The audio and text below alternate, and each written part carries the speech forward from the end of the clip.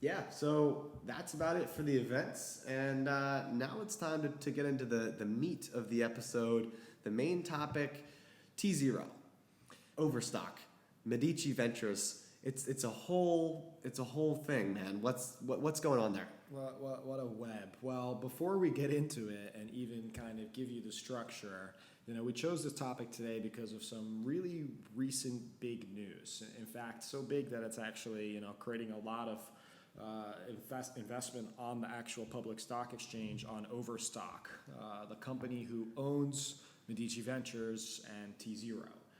So what happened was Dr. Patrick Byrne, who has been, I think the founder for like forever. He was the founder, yeah. And he is actually a visionary, both from the blockchain perspective with Overstock.com, an e-commerce furniture website. Was one of the very first companies, I think the first website to accept Bitcoin for transactions. And he himself, saw the future of security tokens, credited as, one of the originals, if not the original. And with his actions to take the preferred stock, to tokenize it a couple years ago, to now have it issued on tZERO, to develop tZERO as the leading security token infrastructure, has largely become part of the narrative of the CEO here, Patrick Byrne, who said that basically, the blockchain is the future and that this is another hedge for the company to succeed and grow. Well, most recently, he actually resigned, Kyle. He has stepped down as both the CEO and the board member and has severed all ties with the company, following recently some deep state comments. So this is where things get even more interesting.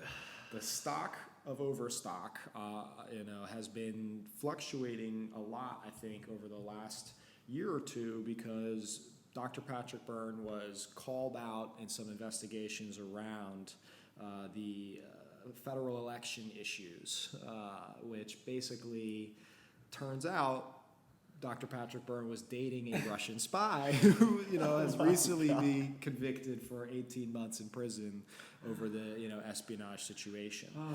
So this is obviously not very good for the stock. It's a deeply troubling situation, and unfortunately is causing him to step down, which means that almost everything that he's done to date will probably go largely unrecognized, Kyle, because this we're just getting started on this side of things, and it really is an understatement to say how much work he has done in setting up this infrastructure and pioneering the vision and setting up Medici and getting this whole operation off the ground. There's so much more that people don't know about. Hopefully we're all going to learn a little bit more about our deeper discussion about how he's architected this whole thing. But at the end of the day, it's official. He's out. Yeah, we don't want to spend too much time talking about the drama and all this kind of goofy things that went on outside of his professional life, but it does seem like this is just pretty terrible timing, considering Overstock has been fluctuating wildly as they've struggled to compete in the last maybe 5 or 10 years with Amazon, with Walmart, and Wayfair and some of these other e-commerce platforms.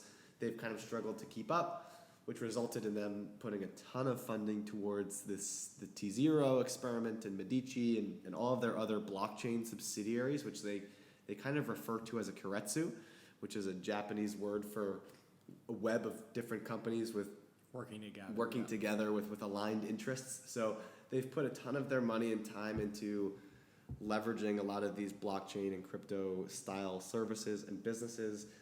And so we didn't necessarily need Patrick Byrne to get involved in all this other stuff, but it's okay because Jonathan Johnson is now interim CEO. And Jonathan Johnson was a former president of Overstock. He also was the president of Medici Group.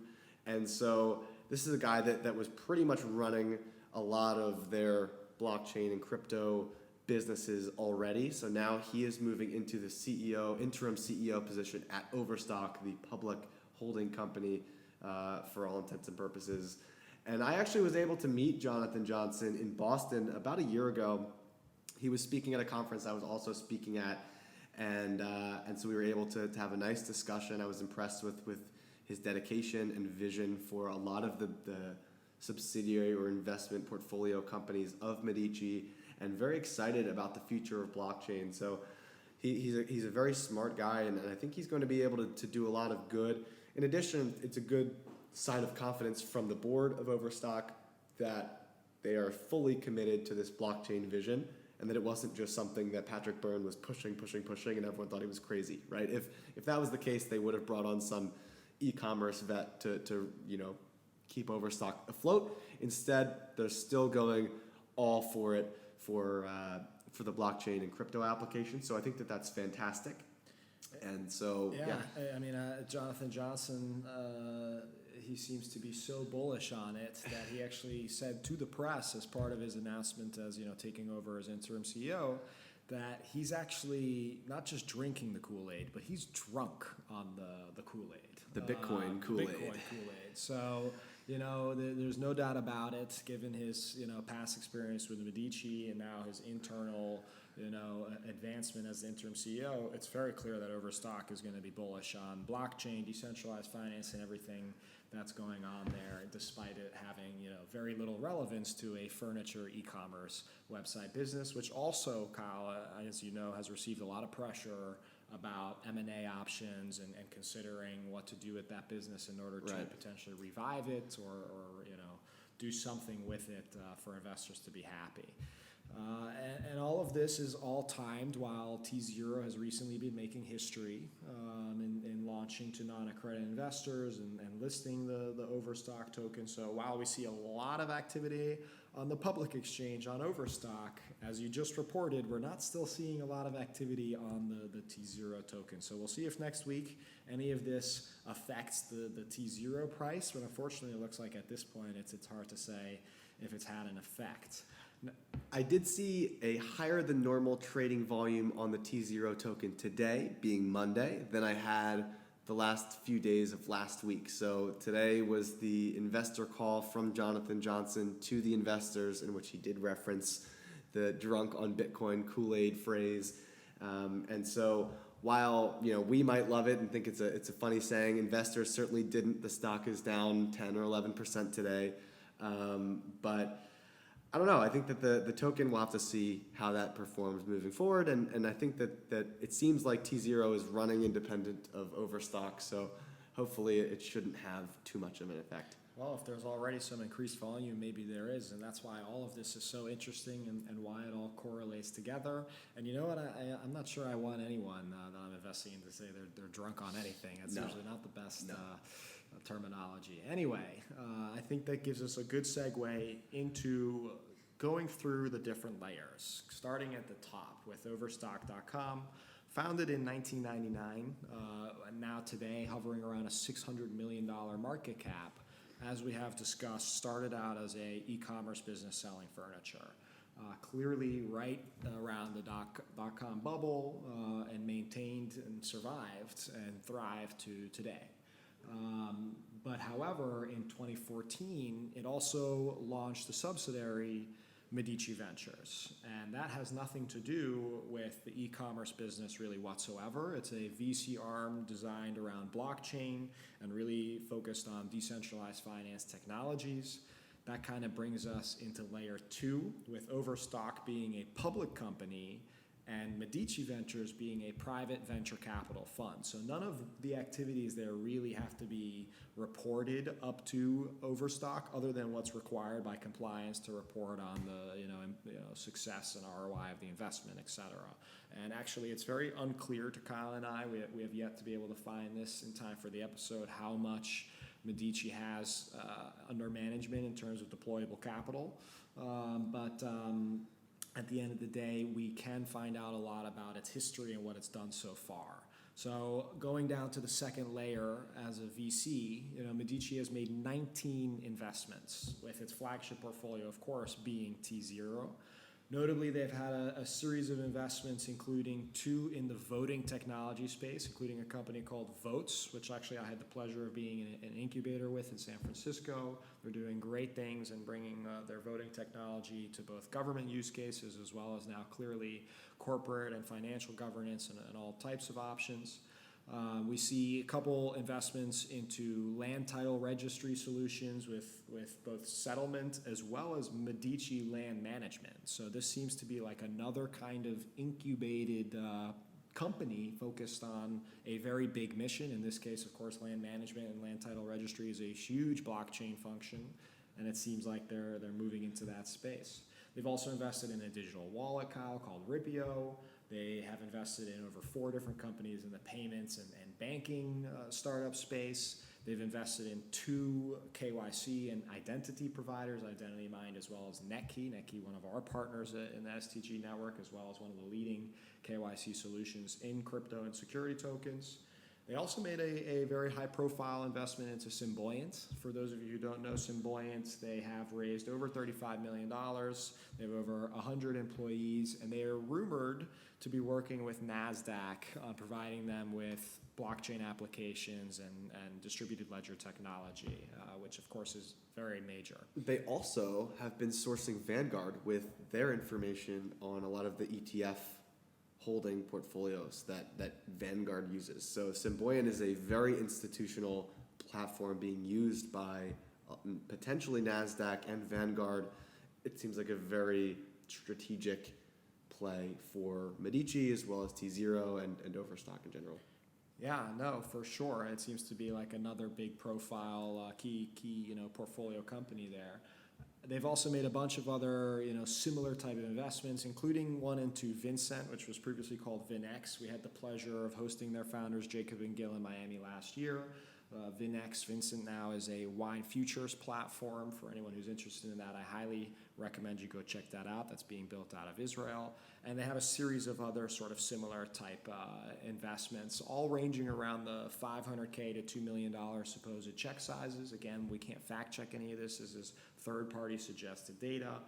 But it does give us a perspective and an idea of how big Medici is, what they're looking to invest in, and on average, the kinds of investments they're making. And it is kind of varied. It's not common for a venture fund to incubate companies like tZERO and Medici Land Capital. It's typically more focused on doing a deployment schedule and going after a specific thesis. And in this case, it certainly is a sizable portfolio at 19 companies. It's to be what's expected, but there's no sign of them raising additional funds. There's no sign about what their relationship is with their LPs. So it's very tough to tell what kind of a vehicle or beast or what this represents in the kairetsu, if you will, to it all. But it on the macro surface, it is a VC strategic arm, even though it's not strategic to furniture.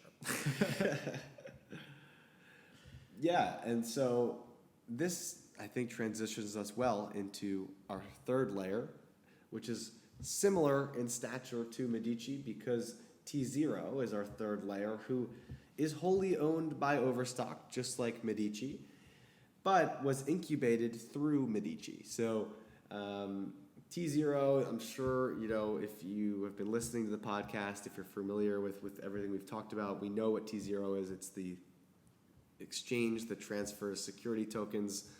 They were incredibly popular very early. They had raised a lot of money. They went very loud early in the space in the inception when Medici was being formed and when Patrick Byrne was really looking to pioneer the space.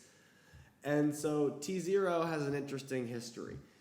It's not really clear how much they've raised at this point. We certainly have seen this $134 million number, but there is a lot of misinformation in terms of how successful their raise went and them having trouble there, with the SAF launch and then leading to Start Engine. And through this process, they actually acquired Verify Investor for $12 million, which is an accreditation business. And so now, going into 2019, they plugged everything in preparation for the launch. There were some stumbling blocks along the way, though, unfortunately, with GSR Capital and Makara Capital. Those are 2 Asian-based venture firms, GSR, I believe, out of China, as well as Makara out of Singapore. And there was an announcement that they supposedly were to combine and co-syndicate in a $444 million investment. This was rumored last year. And what we've confirmed is that they've only provided a $5 million investment. So we're talking a tiny, tiny portion of that supposed $400 million raise, which was a combination of cash, was a combination of selling equity in tZERO tokens, was a combination of Overstock equity. There was a very, very kind of crazy sale here that seems to have really kind of fallen through. GSR, we had heard, had pulled out. This was about 9 months ago or so that GSR was not interested. And Makara, I think everyone was holding on hope to, but news is coming out over the last day or two that Makara now has decided to delay. That was confirmed by Jonathan Johnson on their investor call this morning. He did frame it in a way suggesting that Makara was waiting for more development and could potentially give an even larger check. But I don't know, man. This certainly isn't great news. Clearly, they're not psyched about where the progress the tZERO has made thus far. Potentially, the switching of CEOs maybe had some reason for them to feel a little bit, have some cold feet, if you will. So there, from our end, I think that there's definitely some concerns around the cash at hand from tZERO, because as we saw in their offering documents, or their disclosure documents rather, they posted a $10 million loss last quarter alone. Oh. So, I mean, you're talking a huge burn from them, and this is after their platform is already live. So who knows what the expense was to actually build the infrastructure and regulations and everything that they've already sunk into this platform. Clearly they can't, if they've only raised that 134 and that was over a year ago, you'd expect that they're starting to have to think about what their future prospects are going to look like for the tZERO platform. But tZERO is using a lot of their financial partners to help them out and figure out how this thing works. And so tZERO is the exchange. They hold all of the IP there and the branding, but they actually use Dinosaur Financial Services as their broker to execute their trades and onboard their investors for this process. And so they also use Pro Securities Technology, which is a different company that's also owned by Overstock, to power the tZERO marketplace. And so Dinosaur is not owned by tZERO, but they're in a partnership. This is one of those partnerships that did cause a little bit of additional scrutiny for tZERO because of the fact that Dinosaur only operates from Monday through Friday, 9 a.m. to 5 p.m. So it doesn't quite fit the whole narrative of 24/7 exchange of securities and global efforts. 9 to 5 p.m. EST is not super compatible for a lot of the rest of the world, where we're seeing just as much, if not more, activity than here on the East Coast in the U.S. And so it's something that people weren't quite as excited about at launch, but is at least an institutional partner that is allowing them to facilitate these trades between all investors, both accredited and retail, as we've discussed. So Dinosaur is their partner and is doing the brokerage, but Pro Securities is the one that uses the ATS license in the trading of these securities. So it's kind of just like with Overstock and Medici and tZERO, even just tZERO's relationships and their partners is its own kind of web of convolution that we need to untangle a little bit here. Do you see them, making some different moves in the future, Herwig, for these financial services? Yeah, it's definitely really interesting because could maybe tZERO be powered by other brokerages or vice versa? It's definitely a unique relationship because tZERO is without a doubt in the press and visibly the security token exchange. But then you go to the website and it's basically dinosaur, and then people get a little bit confused as to what's going on there. And it gets a little bit more confusing because they actually recently launched the tZERO crypto app, where you do not trade security tokens, you trade traditional cryptocurrencies, including Ravencoin, which was added to it and made some big splash. But ultimately, we're talking about now a cryptocurrency app exchange on an app that is owned by tZERO, which is a security token exchange and has its own host of IP, but also works with other Medici Ventures and other subsidiaries of Overstock, which is all then, of course, owned up by Overstock and trickles all the way up to the top. So this is certainly a big blockchain vision stemming all the way down. It makes you think that maybe Overstock needs to reposition itself as what it's doing in the world, because to the most average person, that it's a furniture company, so that you can buy online. But they clearly see this intricate, almost strategic, tactical, built-out, architected network of different blockchain companies and solutions, and God knows what else we would be talking about if we knew more about what was in Medici's portfolio and how it's all working together. But it certainly seems that they all have synergies, that it's all providing value across the board to each other, and it certainly seems like one big behemoth of IP around digital securities. So at a macro perspective, maybe that's what's interesting is, are they going to consider selling off the furniture? Are they going to consider bundling all of this up and selling that off, or splitting it off? Who knows? It's certainly all interesting, all while the chief visionary who put it all together steps down and walks away from it all. It's definitely going to be a spectacle to watch over the next 6, 12, 18 months as we see all of these different branches grow in their own direction. I do think that there's a need for a centralized division of someone to step in and really help focus some of these ideas. I think that Medici is great doing its own thing, investing in a lot of different businesses, but especially as we mentioned with a company like tZERO, it will be important for them to focus on where they want to go here, right? Especially if they don't own any of the financial services licenses, if they're looking to go into crypto as opposed to security tokens. I mean, there are a lot of things to cover here. And look, we just covered a full hour of just security token news, right? If they wanted to go into crypto, it's a whole different industry, and I think that it's going to be very important for them to position themselves strongly and be focused in one direction, especially if they have a very high burn rate and maybe looking to raise more cash soon. They're going to need to really focus their vision and really figure out where they fit in the entire ecosystem. So something to watch. The last thing I want to end on, Kyle, that I think is another fascinating insight from this scenario in today's world is the importance of transparency and information. I mean, look at the situation with GSR and Makara Capital, right? You have this potential $444 million investment. I think the fluctuation of like $1 billion valuation or some crazy numbers like that. And ultimately, almost 2% of it gets ultimately invested. So this has an effect on the price of tZERO, the cash on hand, which is a private company, which we don't know the structure of, but presumably it's majority owned by Overstock, and so we have no idea how that translates up to the Overstock price. You have the Overstock CEO stepping down, and vice versa. How does that trickle down, and how will that affect the tZERO price? Because ultimately Overstock owns tZERO and can do what it wants with it, so it's definitely a concern.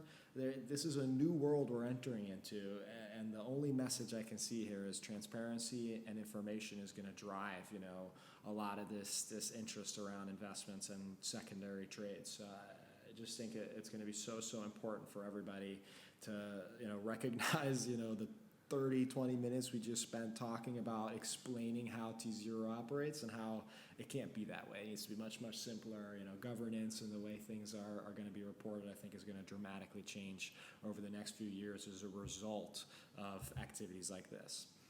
Definitely. So that's it. That's the scope. That's what you're looking at when we're talking about tZERO and Overstock, and we'll have to keep watching this closely, as I'm sure that we will. They're very loud in the space, very well known, and have a strong public brand and identity. So we'll have to continue to watch and see how they grow and they can implement these technologies. And at the end of the day, they're really making good progress. They're pushing the industry forward, thrusting security tokens into the public eye, and so we know that they're working hard and doing good things. So yeah, I think that's it. To all you beautiful men and women listening, we hope that you tune in next week, and that's our show. Thank you very much.